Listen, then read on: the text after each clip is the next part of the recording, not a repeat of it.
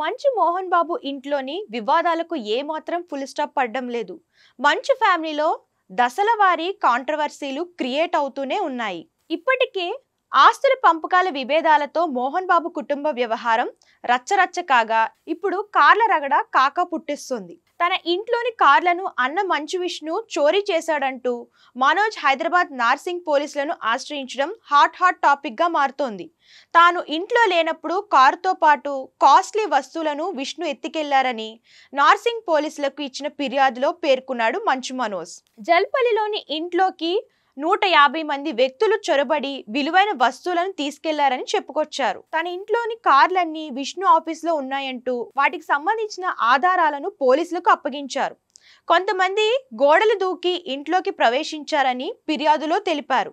కొన్ని వస్తువులను కూడా ధ్వంసం చేశారని ఆవేదన వ్యక్తం చేశారు. తన కూతురు పుట్టినరోజు కోసం రాజస్థాన్ వెళ్లగా విష్ణు ఇంట్లోకి ప్రవేశించి రచ్చ చేశారని మంచు మనోజ్ పోలీసుల ముందు వాపోయారు. తమ ఇంట్లో జరుగుతున్న పరిణామాలపై తండ్రి మోహన్ బాబుతో మాట్లాడేందుకు ప్రయత్నిస్తున్నా అందుబాటులోకి రావడం లేదన్నారు.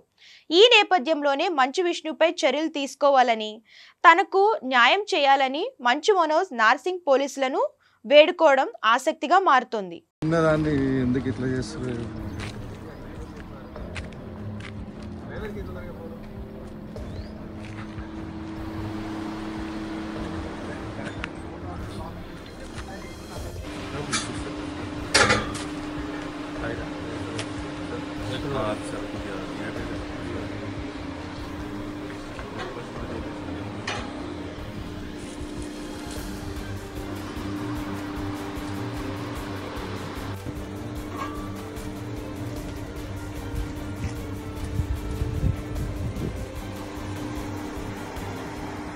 వాస్తవానికి మంచు మోహన్ బాబు కుటుంబంలో గతేడాది చివరి నుంచి వరుసగా విభేదాలు కంటిన్యూ అవుతూనే ఉన్నాయి.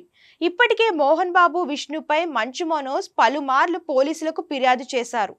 మంచు ఫ్యామిలీలోని ఆస్తుల వివాదం పీక్ స్టేజ్ కు చేరుకోవడంతో పోలీసులు సైతం సీరియస్ అయ్యారు. న్యూసెన్స్ క్రియేట్ చేయవద్దని రెండు వర్గాలకు వార్నింగ్లు కూడా ఇచ్చారు.